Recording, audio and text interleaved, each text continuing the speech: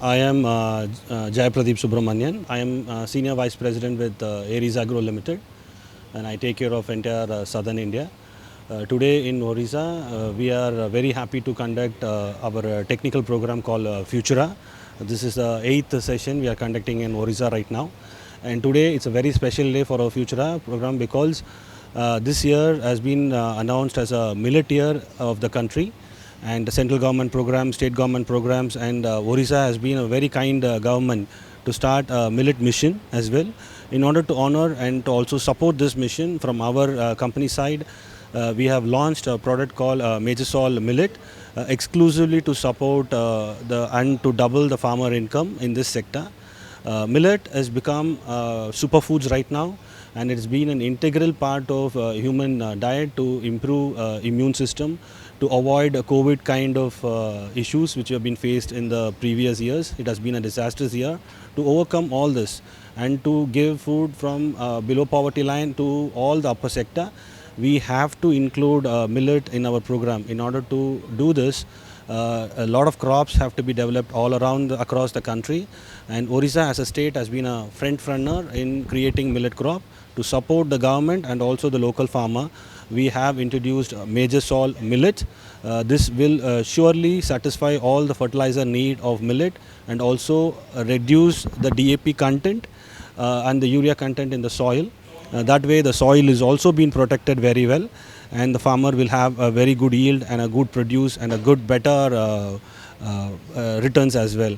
So with this we are very happy to launch, and thank you for the local universities, OUAT, kind enough to send their professors to promote this product and to educate our team and the farmer team in these products and micronutrients and integrated nutrient management technology. Thank you so much for being there. देखिए, जैसे vegetables के भाव जो हैं वो research point of view से तो मैं ज़्यादा कमेंट नहीं कर सकती. उसके लिए बहुत सारे फैक्टर्स होते हैं, सिर्फ एक इनपुट फैक्टर नहीं होता है, उसके दूसरे भी बहुत सारे कारण होते हैं. तो मैं आपको ज़्यादा रोशनी अपने रिसर्च या जो प्रोडक्ट डेवलपमेंट का जो पार्ट है, या तो जो प्रोडक्ट की नीड है, जो प्लांट ग्रोथ के लिए जो प्रोडक्ट की नीड होती है और हमारी कंपनी इसके लिए क्या करती है, इसके ऊपर मैं ज़्यादा आपको रोशनी डाल सकती हूँ. तो अगर मैं थोड़ा सा कंपनी का बैकग्राउंड दूँ तो Aries agro limited actually start हुई थी 1969 में. तो अगर आप देखोगे तो it is not a new company. Almost 5 decade से वो मार्केट में है और बहुत नाम है, लॉयल, बहुत नाम कमाया है बिकॉज ऑफ द क्वालिटी जो वो प्रोडक्ट्स में अपनी मेंटेन करती है. तो थोड़ा सा बैकग्राउंड अगर और बताऊँ तो हम लोग स्टार्ट किए थे, कंपनी वो स्टार्टेड एज एनिमल न्यूट्रिशन की कंपनी से स्टार्ट हुई थी और धीरे धीरे प्लांट न्यूट्रिशन में हमने एंटर किया. और क्वालिटी पे बहुत ध्यान दिया जाता है, इनोवेशन और R&D पे बहुत ध्यान दिया जाता है ताकि क्वालिटी मेंटेन रहे. अब क्वालिटी मेंटेन करने की आवश्यकता आज सबको समझ में आ रही है कि जो हम ज़मीन में डाल रहे हैं या जो हम क्रॉप को कल्टीवेट करने के लिए जो हम चीज़ें यूज़ करते हैं उसकी क्वालिटी क्यों इतनी अच्छी होनी चाहिए. तो जो प्लांट ग्रोथ के लिए जो न्यूट्रिशन लगते हैं, ओके, उसकी क्वालिटी इसलिए भी अच्छी होनी चाहिए क्योंकि जो हम ज़मीन में डालते हैं वो ज़मीन पे असर करती है. और हम सबको आज पता है कि आजकल ज़मीन की क्या हालत है. जो आप बोल रहे हैं, जो प्राइसेस हाई है या फिर क्वालिटी नहीं आता है, न्यूट्रिशन का प्रॉब्लम है, हंगर है, ये सब इसलिए भी हो रहा है कि ज़मीन की या जो सॉइल की या जो मिट्टी की जो क्वालिटी है वो बहुत ख़राब हो गई है. तो एरीज़ के अगर आप प्रोडक्ट रेंज देखोगे तो काफ़ी प्रोडक्ट है जो मिट्टी की क्वालिटी सुधारने के लिए डाले जाते हैं, जो ऑर्गेनिक बोले जाते हैं, जो मिट्टी की क्वालिटी इंप्रूव करते हैं. मिट्टी अगर अच्छी होगी, हेल्दी होगी, तो आपका क्रॉप भी अच्छा होगा, आपका क्रॉप भी हेल्दी होगा. तो इस चीज़ पे बड़ा ध्यान रखा जाता है. हम कुछ भी उठा के फॉर्मुलेट करके नहीं डालते, उसमें बहुत सारा एफ़र्ट डाला जाता है कि वो क्रॉप की क्या नीड है, क्या आवश्यकता है, उसको कितनी मात्रा में डालना चाहिए. एक्सेस भी नहीं होना चाहिए. तो जितनी मात्रा में आवश्यकता है उतनी ही मात्रा में डाला जाता है, जिसकी वजह से ना कि सॉइल को भी असर नहीं होता है और क्रॉप ग्रोथ भी बहुत अच्छी रहती है. अच्छा, अभी अगर हम ध्यान दें मिलेट्स के ऊपर तो ये साल आप सबको पता है कि international year of millets declare हुआ है WHO से, और गवर्नमेंट ऑफ इंडिया ने इस चीज़ के लिए बहुत ही एक्टिव रोल प्ले किया है.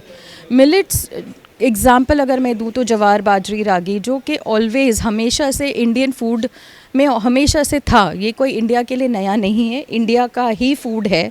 अच्छा, और देखा जाए तो इसको बोला जाता है न्यूट्री सीरियल्स या सुपर फूड्स, जो कि आजकल बहुत हेल्थ कॉन्शियस लोग हैं, जो लोग बहुत अपने हेल्थ के ऊपर ध्यान दे रहे हैं, वो सुपर फूड्स के पीछे भाग रहे हैं या जा रहे हैं।